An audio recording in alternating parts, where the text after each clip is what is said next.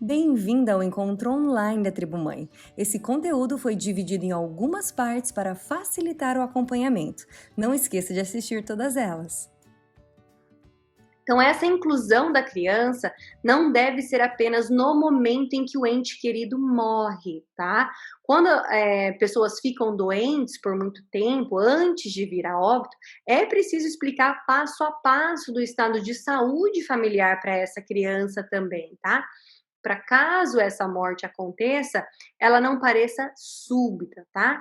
Tanto para a criança como para o adolescente, é melhor ir recebendo essa mensagem, tendo conhecimento de que a pessoa está doente, tendo conhecimento de que, olha, é muito provável o que vai acontecer, enfim, que a gente vá dando isso em doses homeopáticas, tá? Então, o que pode aí desencadear ainda mais um sentimento de abandono e incompreensão se ela vem de forma muito súbita.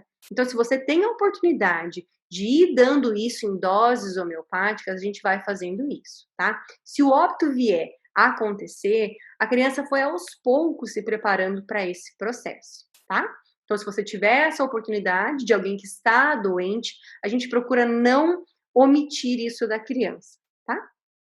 Então, após aí participar de rituais de luto, né? Cada um tem a sua, de acordo com a sua religião ou com o país onde você mora, é importante perguntar se a criança entendeu, tá? E ter paciência para explicar novamente e novamente e novamente, caso ela tenha perguntas. Lembra que eu falei? A criança vai te perguntar, ela vai pegar aquela informação, ela vai voltar a brincar, como se nada tivesse acontecido, ela vai elaborar aquela dosezinha que você deu, de repente passa uns dias, a criança vem de novo, mãe, mas e tal coisa? Então ela te mostra, eu estou preparada, eu digeri aquilo que você me deu, agora me dá um pouco mais para eu tentar entender. Ela pega esse pouco mais, muitas vezes ela tem as suas reações, né, daquelas que eu já citei aqui, ela vai, ela volta, a gente vai ter esse processo com a criança, conforme ela vai se desenvolvendo, vai tendo maior compreensão. Às vezes ela passa lá na escola e um amiguinho também perde alguém, volta a esse assunto e ela lembra de alguma coisa, e como que foi isso para mim, né? Como que foi quando eu perdi? Ô mãe, como que foi esse processo? Ela vai, volta, ela vai, ela volta. Às vezes elas vão encontrar isso em filmes, né? E ela vai questionar de novo, como que foi para mim? Como que foi para você? O que aconteceu? Me explica melhor a doença, a causa, como que foi o processo de morte? Não, não, não. Como que você se sentiu, mãe? Então ela vai e volta, ela vai e volta, tá? Lembrando que, com o passar do tempo, conforme ela vai se desenvolvendo, ela poderá perguntar aí de novo, como eu falei para vocês, em uma tentativa de, agora, com o aparelho psíquico mais evoluído, tentar preencher essas lacunas de dúvida que ela tem. Então, as crianças tendem, né, a processar as coisas mais tarde do que no momento imediato, tá? E a morte é um conceito muito difícil para as crianças pequenas processarem. E muitas vezes, durante meses, tá? Elas podem continuar pedindo para ver a pessoa amada após a perda. É muito comum. Já que ela não entende o para sempre, né? Esse conceito concreto, ela acredita que essa pessoa pode voltar ainda de alguma maneira. Então, ela é comum, é natural que ela peça: ah, mas quando que fulano vai voltar? Mãe, eu quero ver tal pessoa. Mas então não tem como ligar para ela, né? Entendendo que essa ainda é a compreensão que a criança tem, tá bom? Então não há como superar ou esquecer um ente querido. Isso é muito importante. A gente nunca vai esquecer aquela pessoa ou superar, não, isso não me abala mais. O fato da minha mãe, da minha avó ter morrido, não, para mim não faz mais diferença, né? Isso não existe. Mas nós vamos encontrar um novo espaço para aquela pessoa na vida, né? De nós que ficamos. Então não será o mesmo lugar, porque aquele que faleceu já não está mais ali, né? Enquanto corporeidade, mas será uma memória preservada, tá? Uma pergunta que vocês me mandaram e me pediram para tocar nesse assunto é a questão do papel da religião. E é claro que cada um tem a sua religião, eu não tô aqui para dizer qual é a certa, qual é a errada, não é nada disso, né? A pergunta, na verdade, era: Marília, eu posso usar da religião, né, nesse processo de luto? E é sobre isso que eu quero falar, tá bom? Então, eu peguei, vocês sabem que eu faço sempre muitos estudos antes de sentar aqui com vocês, de trazer aqui para vocês tudo que eu tenho para falar dos temas que vocês me pedem. E nesse conceito, eu fui buscar, claro, o que eu encontrava aí de mais novo, né, mais fresco que a gente tem aí na nossa literatura em relação a isso. E eu achei muito interessante, né, um teólogo chamado Alex Vilas-Boas, que é coordenador aí do programa de pós-graduação em teologia da Pontifica Universidade Católica do Paraná. E ele avalia que a experiência da criança com a religião nesse momento, ela pode ser maravilhosa ou ela pode ser traumatizante, tá? Então, a mesma ferramenta, olha que interessante, né? A gente pode usar ela de maneiras diferentes e ter resultados diferentes. Então, é muito mais como eu uso essa ferramenta, né? A maneira como que eu vou colocar isso para minha criança nesse processo, do que usar ou não usar a religião, tá? Então, vamos entrar um pouquinho mais nesse assunto. Então, isso depende, né, da maneira como a comunidade religiosa consegue humanizar essa situação, independente da religião, tá? Então, por exemplo, um exemplo negativo, né, segundo esse estudioso, é a justificação de todas as coisas pela vontade de Deus, por exemplo. Então, olha, a família passa assim para a criança, né? Que esse tipo de mentalidade religiosa, ela pode provocar uma revolta, na verdade, na criança, tá? Para que vocês entendam. Por não entender, por exemplo, quando uma família fala, foi Deus que levou aquela pessoa embora, né? Então a criança acaba olhando para uma religião de como assim esse Deus levou uma pessoa que eu amo embora? Que Deus é esse que leva essa pessoa embora, que toma essa pessoa que eu amo, que eu preciso de mim? Então, entende como uma mesma ferramenta, a maneira como ela é usada, ela pode ser maravilhosa ou ela pode ser traumatizante, né? Então, pode ser que essa criança acabe criando uma resistência perante essa religião, já que esse Deus que essa religião prega levou embora uma pessoa que eu amo, tá? Então, a morte para a criança deve ser ensinada como algo como se deve lidar durante a vida, tá? Então é importante mostrar que mesmo que a morte pareça ser uma experiência ruim, né, Deus não abandonou, por exemplo, aquela pessoa que faleceu e nem mesmo as pessoas que ficaram. Então, sem colocar a culpa, entre aspas, em Deus, tá? Que não é que Deus quis tirar essa pessoa de você, né? Mas Deus está com a gente, já que o processo de morrer é natural a tudo que é vivo nessa vida, né? E Deus está tanto com essa pessoa que foi, quanto com nós, que ainda estamos aqui, né? Na verdade, o morrer é o processo natural, assim como nascer, crescer, desenvolver é um processo natural. Então, ajudando para que a gente não acabe usando a religião de uma maneira que acabe traumatizando essa criança, criando uma resistência contra essa religião, tá? Então, para alguns doentes, por exemplo, a morte natural pode ser um alívio às dores que se sente, né?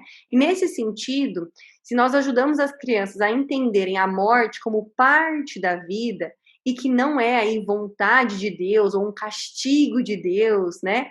A experiência religiosa, ao menos a cristã, de acordo, com esse estudioso, ajuda a alimentar a esperança, né? E a gratidão pela pessoa que partiu.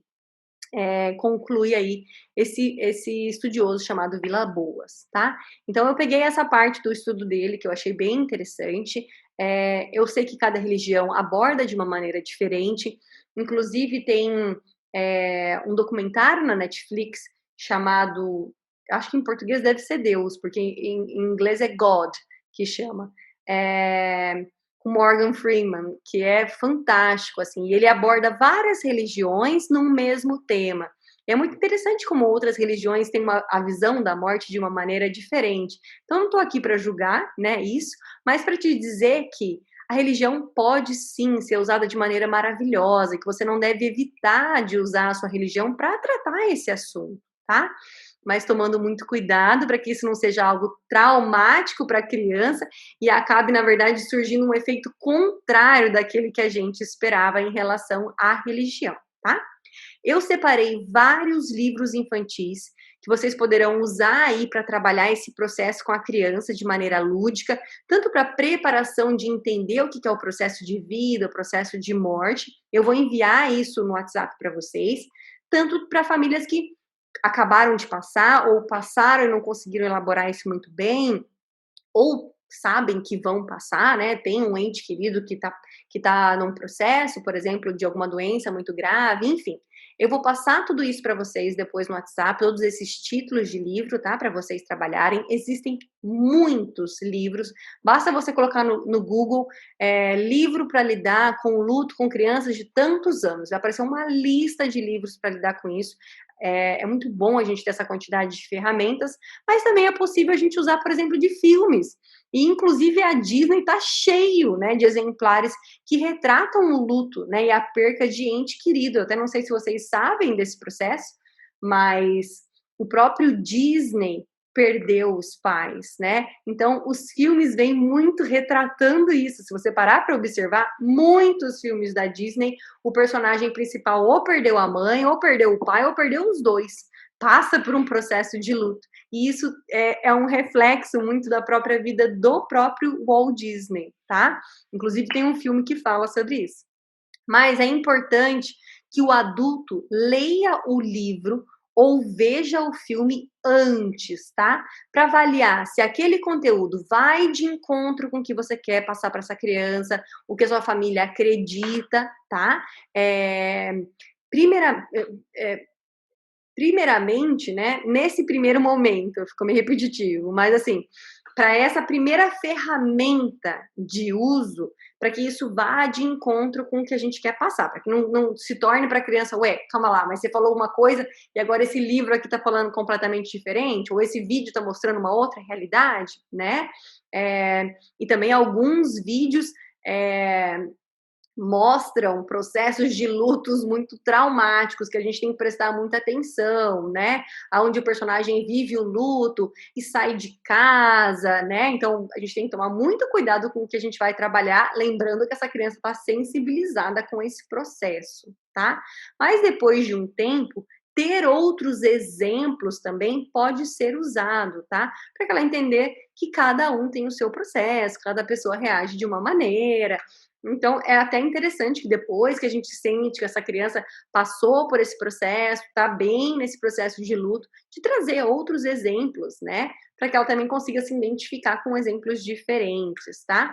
Para que também ela veja que isso não acontece só com ela, né? Isso acontece em outros exemplos. Inclusive, como eu falei para vocês, eu separei um e-book bem objetivo, curto, maravilhoso esse trabalho, que ele foi desenvolvido por duas psicólogas, uma chama Maria Juliana Vieira Lima e a outra é a Fernanda Gomes Lopes, que juntamente aí com a editora da Universidade Estadual do Ceará, elas desenvolveram um manual super prático para auxiliar os pais nesse processo sobre o luto. Elas desenvolveram com o foco do Covid, tá? Levando em conta tudo isso que a gente está vivendo, mas que pode ser usado para qualquer processo de luto, não somente do coronavírus, tá? E para a gente finalizar, como ajudar a criança, né? Lembra que eu falei que eu ia passar para vocês maneiras de como a gente ajuda elas a elaborar isso, né?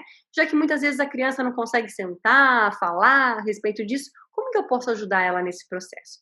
Eu sentei, pensei em algumas coisas, coloquei algumas coisas aqui para vocês, e é claro que a gente procura escolher o que faz mais sentido na minha família, o que faz mais sentido para essa criança, o que ela gosta de fazer, a gente leva em consideração as características dela também, tá? Então, eu coloquei aqui como exemplos. Fazer um cartão de despedida, tá? Às vezes alguém está num processo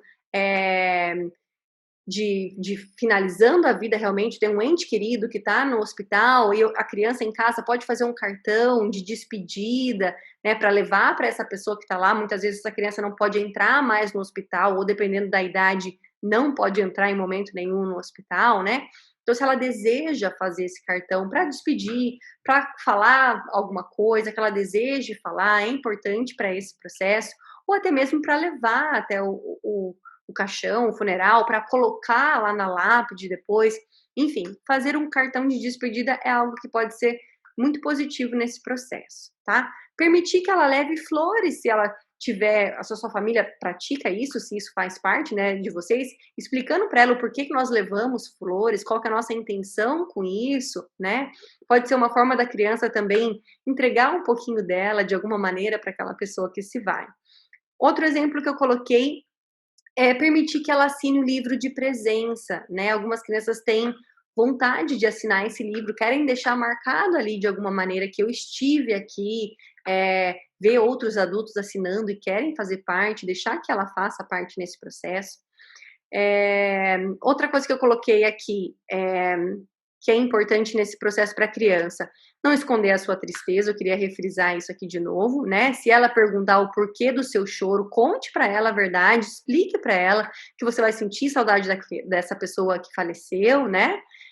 Porque ela não vai voltar mais, enfim, da sua maneira, conforme você acredita. Não omitir a verdade sobre a causa da morte, tá?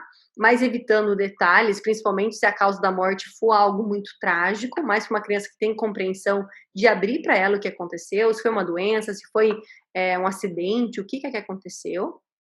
Caso a criança peça, deixar ela ver, permitir que ela veja, né, o rosto, veja a pessoa que faleceu, se ela quiser abraçar, se ela quiser beijar, se ela quiser tocar, permitir que ela complete isso, né? Despeça dessa pessoa da maneira com que ela está te pedindo para fazer isso. E como que a gente elabora? A gente pode elaborar isso através de caixas de memórias, tá? Que é uma caixinha aonde, junto com a criança, eu vou explicar para ela que, olha, a gente pode fazer uma caixinha de memória. O que que você acha? Dentro dessa caixinha, a gente pode colocar objetos, a gente pode colocar foto, a gente pode colocar coisas que sejam significativas para aquela pessoa. Ah, aquela pessoa me lembra, sei lá, ela adorava pintar, então eu vou colocar um pincel ali dentro. Então eu faço uma caixa de memória para que essa criança, quando quiser, ela pode acessar essa caixa de memória, tá? Então ela pode, esse processo de cura, ir lá de novo, abrir essa caixinha, olhar o que tem dentro, cheirar, tocar, enfim, né? Usufruir das coisas que ela escolheu guardar ali dentro. Uma outra opção é fazer um desenho e mandar num balão de gás.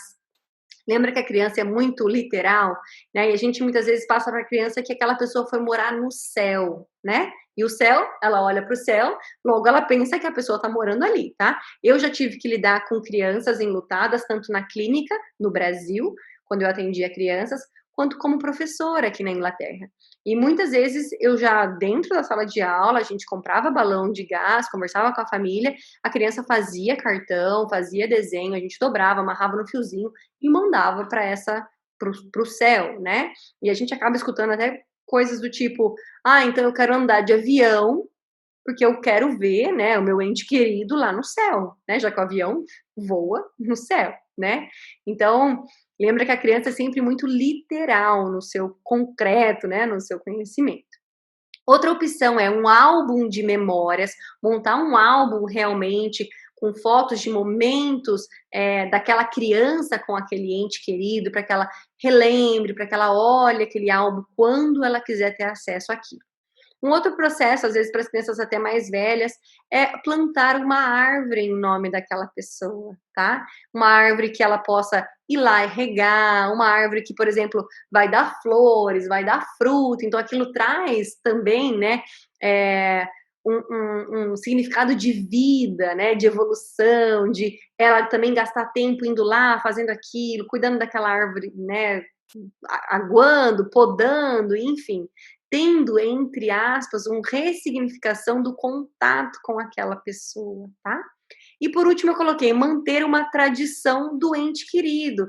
Então, a minha mãe que faleceu gostava muito de fazer pamonha, por exemplo. Então, uma vez no mês, ou uma vez na semana, enfim, nós vamos fazer pamonha, vamos comer porque ela gostava disso, porque isso nos lembra coisa boa, porque isso de alguma maneira mantém uma tradição viva, é uma maneira de ter ela aqui presente dentro da gente, tá?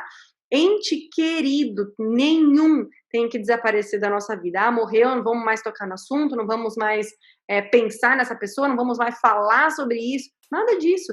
Essa pessoa pode, de uma maneira muito positiva, continuar fazendo parte da nossa vida. A gente não tem que correr é, da, da, da vida dessa pessoa, né? De manter ela viva de alguma maneira, desde que me faça bem ao meu contexto familiar, não há problema algum nesse processo, tá? Então, a morte é um acontecimento difícil de explicar, né? Mas caso a criança faça a pergunta, responda com sinceridade, de acordo com a sua crença, de acordo com o que a criança compreenda e responda o que ela te perguntou. Isso é muito importante. Não engate querendo responder mais 10 perguntas depois. Lembre que a criança vem te perguntar o que ela está pronta para elaborar, para receber, para lidar, tá? Então, ela perguntou, eu respondo aquilo, eu pergunto, você entendeu? Tem mais alguma coisa que você quer me perguntar? Não? Então, seguimos, tá? Caso você tenha alguma outra dúvida, eu tô aqui para te responder, tá? Então, tente manter uma rotina comum da casa, tá? Levando em consideração aí que novas boas memórias serão formadas, né? Deste momento em diante, que vocês têm o seu tempo, o seu processo, não tem nada de errado em chorar, não tem nada de errado em ter momentos em que eu tô depressiva, em momentos em que eu estou triste, não tem problema algum nisso, tá? Respeite o seu processo, respeite o processo do seu filho, da sua família, tenha empatia nesse momento, né? Permita-se viver o luto, tá? Essa história de que eu vou seguir minha vida e nada aconteceu, eu vou deixar isso jogado lá para trás e vou seguir como se nada tivesse acontecido, esse luto vai ganhar força, ele vai ganhar tamanho e ele vai voltar em algum momento, tá?